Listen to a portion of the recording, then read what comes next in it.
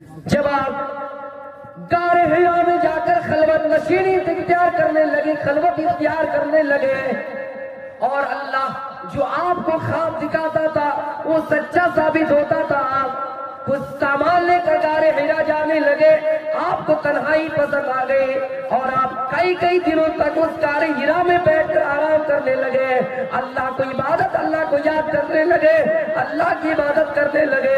اس جگہ پہ بیٹھے ہوئے تھے، اتنے میں ایک دن اچانک فجاءہ الملک، آپ کے پاس جبریل علیہ السلام آئے، آپ کے پاس فرشتہ آئے، اور آپ سے پہلے اگر کوئی خطاب کیا، کوئی الفاظ استعمال کیا تو علم تھا۔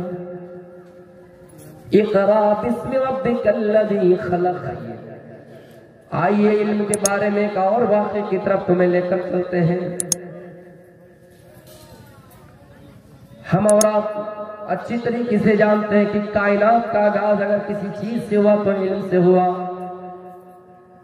آدم علیہ السلام کو سب سے پہلے انسان کا نام سکھلایا، اور اسی طرح جب اللہ کے رسول صلی اللہ علیہ وسلم کو نبوت ملی، 40 سال کی عمر میں آپ نبی بنے۔ ہندوستان کی تاریخ پر آؤں گا انشاءاللہ بس 15 منٹ میں۔ جب آپ غار حرا میں جا کر خلوت نشینی اختیار کرنے لگے، خلوت اختیار کرنے لگے، اور اللہ جو آپ کو خواب دکھاتا تھا وہ سچا ثابت ہوتا تھا، آپ کچھ سامان لے کر غار حرا جانے لگے، آپ کو تنہائی پسند آ گئی اور آپ کئی دنوں تک اس غار حرا میں بیٹھ کر آرام کرنے لگے، اللہ کو عبادت، اللہ کو یاد کرنے لگے، اللہ کی عبادت کرنے لگے۔ اس جگہ پہ بیٹھے ہوئے تھے، اتنے میں ایک دن اچانک فجاءہ الملک، آپ کے پاس جبریل علیہ السلام آئے، آپ کے پاس فرشتہ آئے، اور آپ سے پہلے اگر کوئی خطاب کیا، کوئی الفاظ استعمال کیا تو علم تھا۔ اقرا بسم ربک الذی خلق، سب سے پہلا الفاظ اگر استعمال کیا تو اقرا، اے محمد پڑھیے۔ سب سے پہلے کیا کہا؟ پڑھیے۔ یہ بھی کہہ سکتا تھا اے محمد دولت مانگیے، اے محمد جس طرح گھسیا گھاٹ والے مال و دولت کے پیچھے حریص ہو چکے ہیں، آپ بھی پراپرٹی مانگیے، سلطنت مانگیے، بادشاہ کی لڑکی سے شادی کرنے کا مطالبہ کیجئے، لیکن سب سے پہلے اگر کوئی الفاظ استعمال ہوا وہ علم کے بارے میں کہ اے محمد یہ خراب پڑھو، تو آپ نے فرمایا ما انا بقاری، ما انا بقاری، اے فلاں میں پڑھنا نہیں جانتا ہوں، اے فلاں میں پڑھنا نہیں جانتا ہوں، نہیں جانتا ہوں، میں امی ہوں، ان پڑھ ہوں۔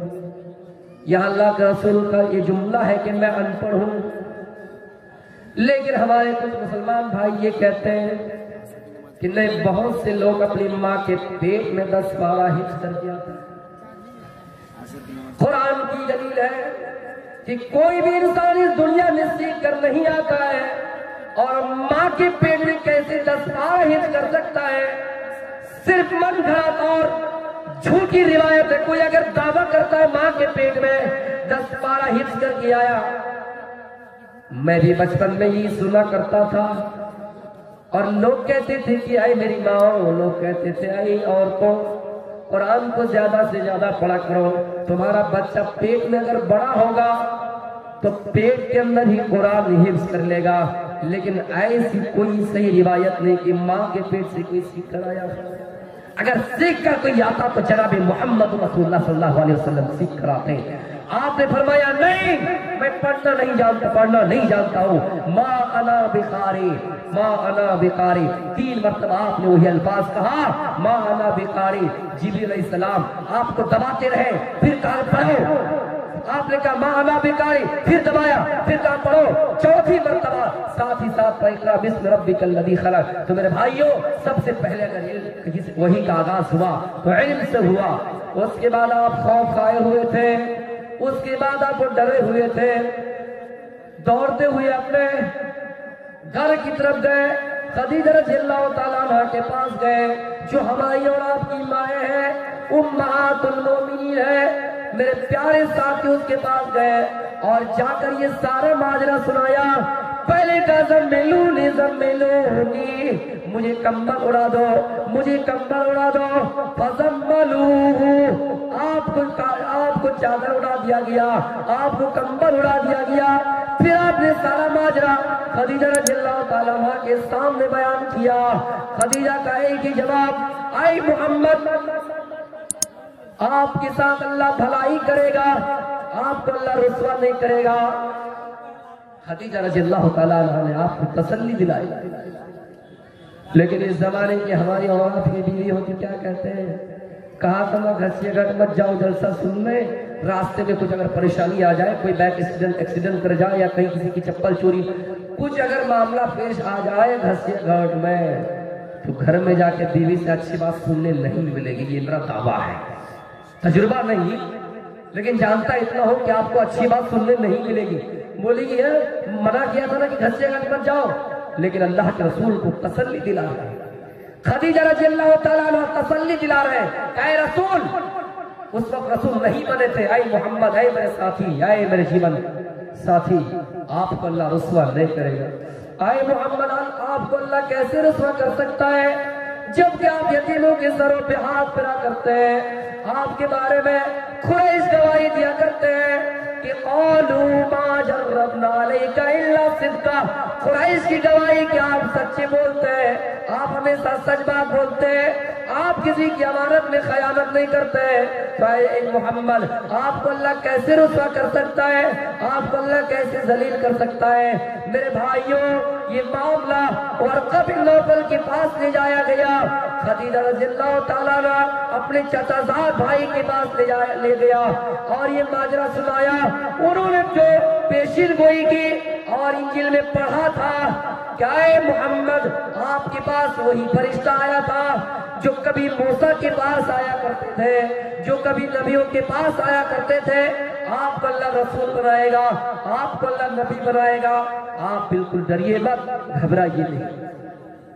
اس کے بعد ایک پیشن گوئی کیا کی، اس کے بعد 2-3 واقعہ بول کے میں ختم کروں گا۔ ایک پیشن گوئی یہ کی، اے محمد، جب تک میں زندہ رہوں آپ کی مدد کرتا رہوں گا، لیکن اگر مر جاؤں، اے محمد ایک بات یاد رکھنا، آپ کو آپ کی قوم اس شہر سے، اس بستی سے نکال دے گی۔ مجھے نکال دے گی، ہاں پیشین گوئی تھی۔ تو آپ کو مکے سے نکالا گیا تھا کہ نہیں؟ پیشین گوئی کی تھی۔ کہا کیوں نکالا گیا؟ کہا اس لیے کہ جو بھی حق کی دعوت دیتا ہے، قرآن و حدیث کی دعوت دیتا ہے، ان کے ساتھ ویسا ہی معاملہ کیا جاتا ہے۔ کوئی بھی رسول اس دنیا میں آئے، کوئی بھی پیغمبر آئے، کوئی بھی رشی آئے، کوئی بھی منی آئے، کوئی بھی اوتار اس دنیا میں رسول بن کر آئے، ان کو لوگوں نے نکال دیا، ان کے ساتھ طرح طرح کا ظلم کیا گیا۔ اے محمد، ہم سب پڑھ لیا کہ صلی اللہ علیہ وسلم آپ کو بھی آپ کی قوم اس بستی سے نکال دیں گی۔ میرے بھائیوں، نبیوں کا سلسلہ ختم، رسولوں کا سلسلہ ختم ہو گیا ہے، لیکن عالموں کا سلسلہ بھی جاری ہے، عالموں کا سلسلہ جاری ہے۔ آپ دیکھ لیجئے ایسے عالموں کو، کتنا ایسے عالم ہیں بے قصور لوگوں کو جیلوں میں ڈالا گیا، جیلوں میں ڈالنے کی سازش اپنے ہی گھروں کے لوگوں نے ڈالنے کی کوشش کی، اپنے ہی گھروں میں۔ اس گھر کو آگ لگ گئی، اس گھر کے چراغ سے نفرت کے بیچ بونے والے اپنے ہی لوگ تھے۔ بات یہ ہے کہ اس بیج کو بڑا کرنے والے، اس پودے کو بڑا کرنے والے غیر ہے، لیکن بیج بونے والے اپنے ہی لوگ ہیں، اپنے ہی لوگ۔ مخالفت اپنے گھر سے اٹھتی ہے۔ اس لیے میرے بھائیوں، ضروری ہے ہمیں اور آپ کو اس چیز کو سمجھنا۔ ہم جلدی سے کسی کے بارے میں حکم لگا دیتے ہیں، لیکن لگانا نہیں چاہتے۔ قرآن پڑھیے، قُلْ هَلْ يَسْتَوِي الَّذِينَ يَعْلَمُونَ وَالَّذِينَ لَا يَعْلَمُونَ، کہ جاننے والا اور نہ جاننے والا کبھی برابر نہیں ہو سکتا ہے۔ اس لیے جانکاری ضروری ہے، معلومات ضروری ہے۔ اگر آپ کے پاس علم نہیں ہے، آپ نیکیاں بھی کریں گے، لیکن وہ نیکی اللہ کے راستے میں قبول نہیں ہوگی، وہ قابل قبول نہیں ہے، مانی نہیں جائے گی۔ اس لیے تو اللہ کے رسول نے کہا تھا، فضل العالم علی العابد کفضل القمر لیلۃ البدر علی سائر الکواکب وان العلماء ورثۃ الانبیاء۔ کہ جانکار اور ناجانکار، ایک عالم کی مثال اور ایک عابد کی مثال ویسے ہی ہے جیسے 14 رات کی فضیلت تمام ستاروں پر ہے۔ ایک واقعہ بتاؤں گا اس سلسلے، بہت مشہور واقعہ ہے، کئی جگہوں میں بتایا، آپ کو بھی بتا رہا ہوں۔ میری بہنوں اگر آپ آئے تو آپ بھی اس واقعے کو غور سے سنیں، اور خصوصاً میرے نوجوان بھائی بھی سنیں۔ دیکھیے آپ کے پاس عبادت کرتے ہیں لیکن جانکاری ہے کہ نہیں کہ کتنی کرنی چاہیے۔ کچھ لوگ ہوتے ہیں اسلام کو بدنام کرنے کے لیے کہ اسلام میں صرف کہا کہ اللہ اللہ کرو، نماز کرو، روزہ کرو، نہ بیوی کی فکر ہے نہ بچوں کی فکر ہے۔ نہیں، ایسی بات اسلام میں نہیں ہے۔ اللہ کے رسول صلی اللہ علیہ وسلم نے سلمان فارسی رضی اللہ تعالیٰ عنہ اور ابو دردہ رضی اللہ تعالیٰ عنہ کے درمیان بھائی چارہ کیا تھا، بھائی کر دیا تھا۔ ایک مرتبہ سلمان فارسی رضی اللہ تعالیٰ عنہ اپنے بھائی کے گھر آئے، اپنے دوست کے گھر آئے، دیکھا کہ دوست گھر میں نہیں ہے، ان کی بیوی گھر میں پڑا، ابو دردہ ان کی بیوی کو دیکھا، اس حال میں دیکھا کہ کبھی بالوں میں کنگھیاں نہیں ہے، سروں میں تیل نہیں ہے، میک اپ وغیرہ کچھ نہیں کیا، اپنے شوہر کے لیے کچھ تیاری نہیں ہے۔ اس حال میں پڑا، لگتا ہے ان کے شوہر نہیں ہے، ان کے گھر میں بیٹے نہیں ہیں، بچے نہیں ہیں۔ جس طرح کوئی عورت اس حال میں رہتی ہے کہ ان کے گھروں میں کوئی کسی سے کسی کا کچھ مطلب نہیں، سروکر نہیں ہے، اسی حال میں گھر میں وہ پڑی ہوئی ہے۔ جب سلمان نے اپنے دوست کی بیوی کو دیکھا، اپنی بھابھی کو دیکھا، فوراً سوال کیا، ماں شانو کی، آئی میری بھابھی، آئی میرے دوست کی پتنی، تمہاری ایسی حالت کیوں ہے، تمہارا حال ایسا کیوں ہے؟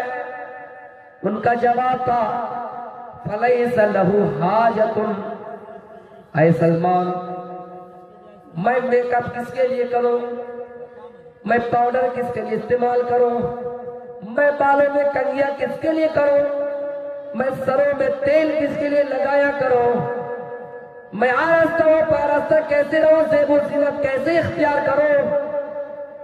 اس لیے کہ میرے شوہر کو مجھ سے کوئی مطلب ہی نہیں ہے، اور جب میرے شوہر کو مجھ سے کوئی مطلب نہیں ہے تو میں کس کے لیے بن سوار کر کے رہوں، کس کے لیے سوار کر کے رہوں، میں کس کے لیے میک اپ کر کے رہوں، کس کے لیے خوبصورتی کا مظاہرہ کر دکھاؤں؟